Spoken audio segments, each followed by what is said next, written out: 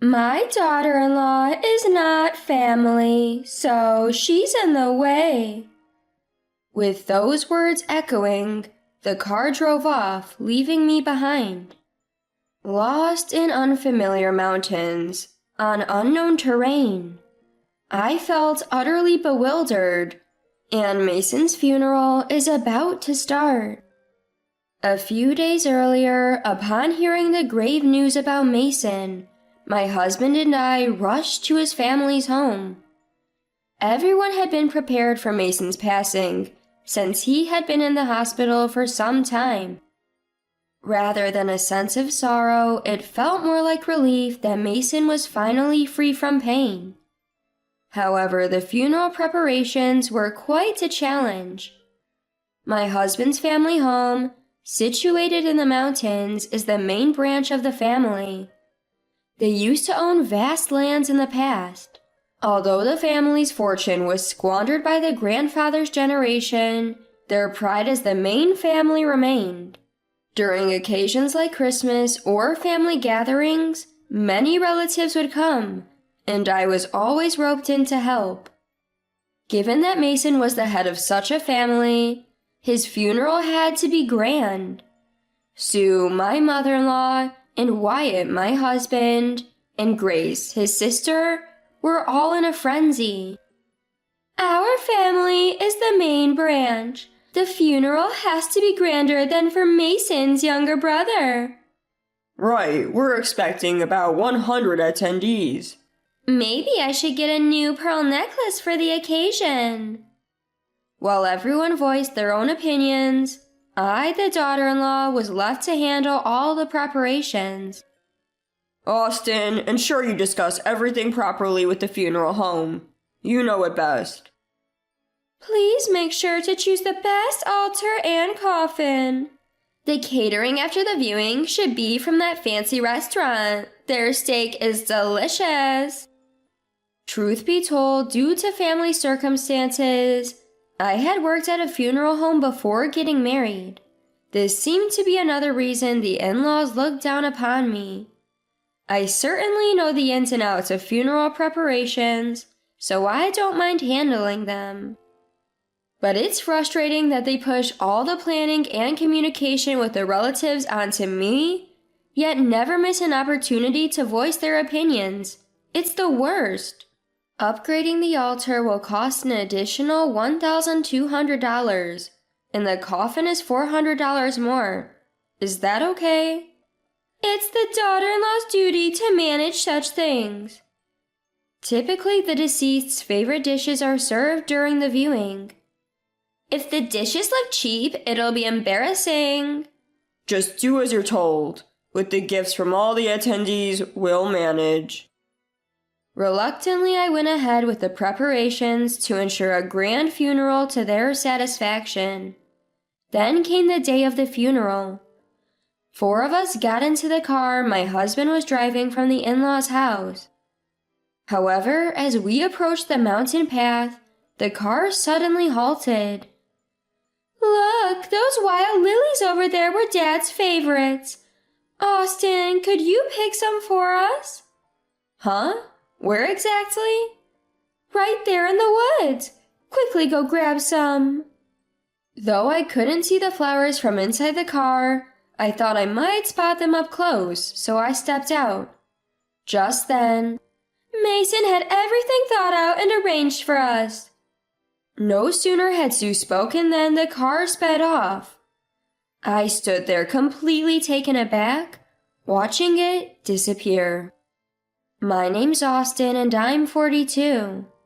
In reality, due to personal reasons, I had dropped out of school and worked at a funeral home until I got married. I didn't dislike the job, but the erratic hours and scarce days off wore me out. It was around that time I met Wyatt, introduced by a friend. Wyatt was 6 years older than me and seemed very dependable. He told me it was okay if I wanted to quit my job, and that led us to get married. In hindsight, it might have been a way for me to escape my situation. Nevertheless, we've been married for 20 years now. Although we haven't had children, I believe we've managed fairly well with my kind-hearted husband. Well, except for the dealings with his family. His family was all about pride, being the main branch and showing off. Whenever there was a family gathering or a Christmas, they'd go all out with a feast to welcome the relatives. And all of that preparation fell on my shoulders. Neither Sue nor Grace, who lives with them, would lift a finger to help. They'd just sit and critique. I told my husband multiple times I didn't want to visit them. At our home he helps with chores, but at his family's he feels free of responsibilities, so he never refuses to go. On top of that, he'd act all macho only when we're at his family's place, like he's whipped. However, every time we returned home, he'd apologize profusely and try to make it up to me. Eventually, for the sake of our marriage, I decided to endure these visits, but only twice a year. But I never expected they'd dump the entire preparation for Mason's funeral on me. Look, Austin, you've got to handle all of Dad's funeral. What are you saying? I can help, but it's not all on me. Why not? You worked at a funeral home, right? You know everything about it. We have no clue about funerals. Please handle it. I reluctantly agreed, but that's when the nightmare began. The funeral home the hospital recommended has a bad reputation. Austin, can you find a better one? That funeral venue looked old, didn't it? Change it to a nicer one. White chrysanthemums are so gloomy. Pick something more vibrant. Every decision I made with the funeral director was criticized, forcing me to redo the arrangements repeatedly. In between, I had to contact all the relatives, arrange taxis for the elderly, and handle the return gifts. There was an endless list of tasks. Austin, I'm hungry. Can you hurry with the food? Anticipate our needs without us having to ask. Instead of grabbing a sandwich from the convenience store, they demanded meals from me. I'm swamped with funeral preparations. Wyatt, tell them to sort out their own meals. I finally asked my husband, but with the confidence from being home, he frowned at my request. But you're the wife. You should handle meals. Excuse me? Frustrated by his attitude and lack of support, I served them simple pasta. Wow, that's lazy. If you're serving pasta, you should add snacks. Yeah, Mom's right. Facing their unreasonable demands during Mason's funeral preparations, I realized arguing was a waste. I just did as told. I hope you're arranging the funeral as we instructed. The altar and coffin are top of the line. I finished contacting all the relatives and the return gifts already. No issues. There better not be any mistakes. Stop talking down to me, especially when you dump everything on me. After the viewing, my husband's attitude infuriated me, leading to a heated exchange. Mason appreciated me. He even called me before his death, thanking me for putting up with all your unreasonable demands. In my husband's family, only Mason treated me with kindness. Before he passed, he called just for me, saying, "Thank you for all you've done. I'm sorry for the unreasonable demands everyone constantly makes. Anyway, you know funeral preparations better. Just get it done." Is everything financially sound? After all, you've been demanding top-notch everything without checking prices. Just do what you're told. If you keep arguing, we might as well divorce. Taken aback by the sudden mention of divorce, I asked, "Are you serious?" Absolutely. My mom always said I should have married someone better. Excuse me? My cousin, who recently got divorced and came back to the family, is stunningly beautiful. She even won a university beauty contest. Wyatt told me. At the viewing, my aunt kept pestering me about marrying her after divorcing you, Austin. During the post-viewing dinner, while I was swamped with serving tea and cleaning up, Wyatt just sat there, sipping beer and chatting with relatives. I couldn't believe that was the topic of their conversation. As I fumed in silence, Wyatt's confidence grew. I kept telling myself to hold on just one more day until the funeral was over. The next day, we were on our way to the funeral in a car driven by my husband. But as we reached the mountain path, Sue demanded I pick lilies for Mason, and they left me stranded there. Usually my husband wouldn't pull a stunt like this, but there he was, smirking at me from the speeding car. He probably had that beautiful cousin he mentioned yesterday on his mind. At this point, whatever, I've done all I could for the funeral. The funeral service will handle the rest.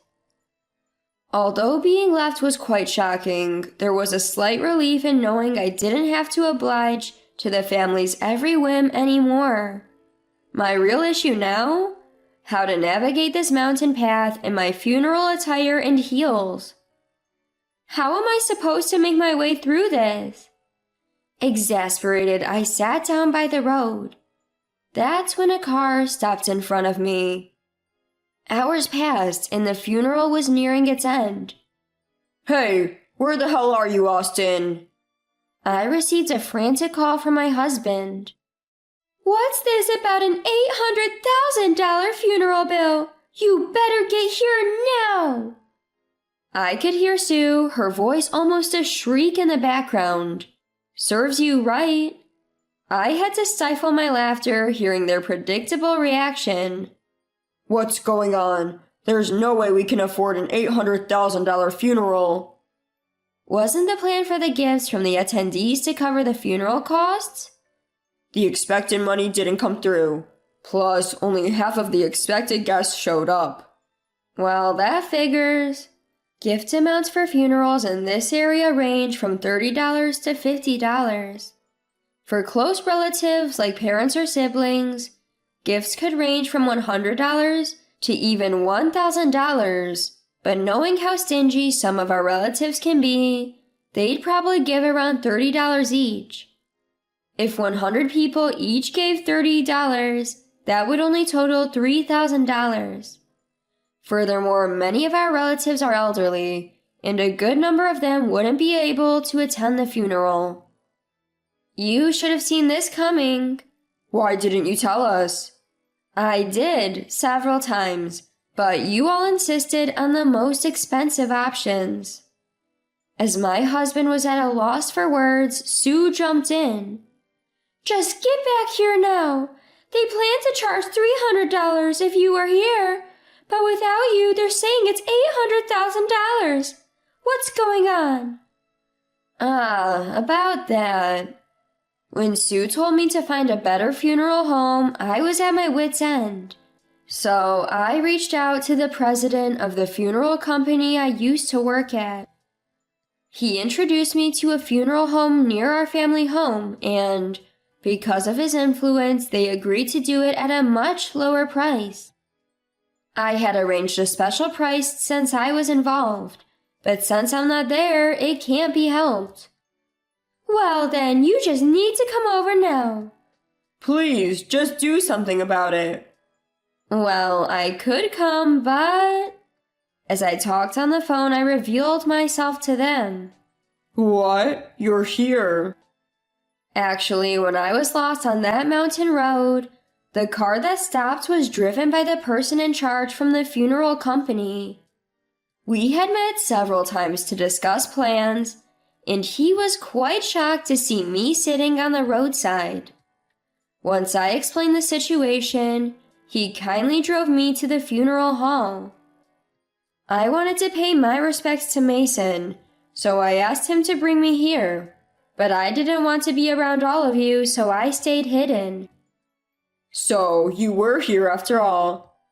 We can reduce the funeral costs now. My husband and Sue were practically dancing with joy. That won't be happening. Why? Because, according to you, I'm not a part of the family. Oh, come on. That was just a slip of the tongue. You're overreacting. You're my wife. I'm not anymore. What do you mean? You said you wanted a divorce, remember?